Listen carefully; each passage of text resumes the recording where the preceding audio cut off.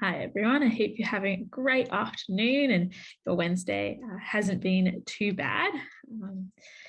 We are going to be continuing to think about service today, and we're reading from Mark 10, verses 42 to 45.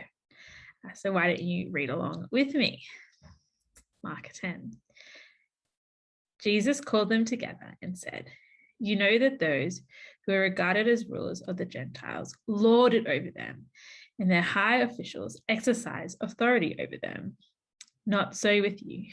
Instead, whoever wants to become great among you must be your servant, and whoever wants to be first must be slave of all.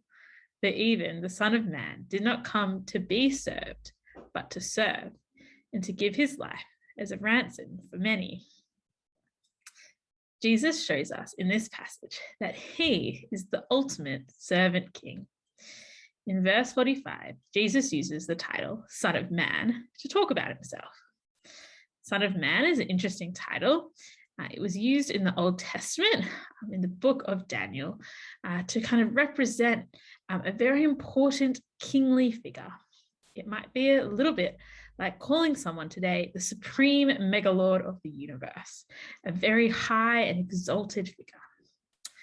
And what Jesus says is extraordinary. The Son of Man, the one who is highly exalted, the one who is powerful, the one who is the megalord of the universe. He says this person has come not to be served, not to be waited on, but to serve. And not just serve in small ways like opening doors and doing the dishes, but to give his life as a ransom for many, to die on behalf of many people so that he could pay the price of our sin. This is the ultimate act of service. Jesus is the ultimate servant king. And praise God. How good is it that we do not serve a God where it's all about us trying to serve him and be good enough and to live up to high standards, but that we serve a God who loves us and serves us first in the highest, best, most amazing way by saving our lives. What a wonderful joy it is to be so cared for and so loved by someone so good and so powerful. And this passage shows us that Jesus is the ultimate servant king, but not only that, his kingdom is not like any other. It's an upside down kingdom. See, normally you have the great rulers and they're at the top. Did you notice that? The Gentiles, the rulers, they lord it over people.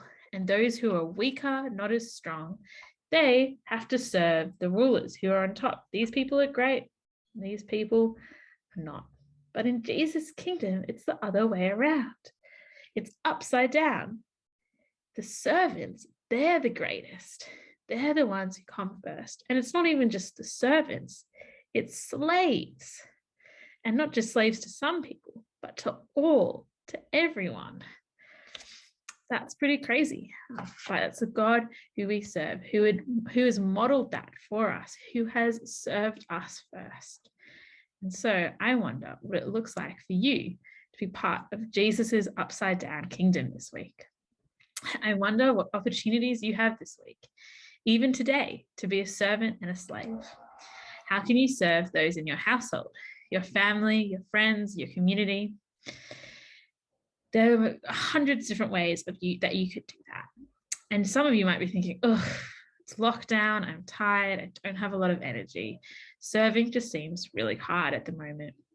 And I get that. We've talked about the many reasons why serving is hard. But remember that when it seems hard, we have Jesus, who is the ultimate ruler, but the ultimate servant, who gave his life for you and for me. And that we don't have to serve out of guilt or need to impress Jesus, but as a joyful response to his great service and the joy of being in his upside down kingdom. So reflect on that, rejoice in that, and let that give you the strength to serve and love others.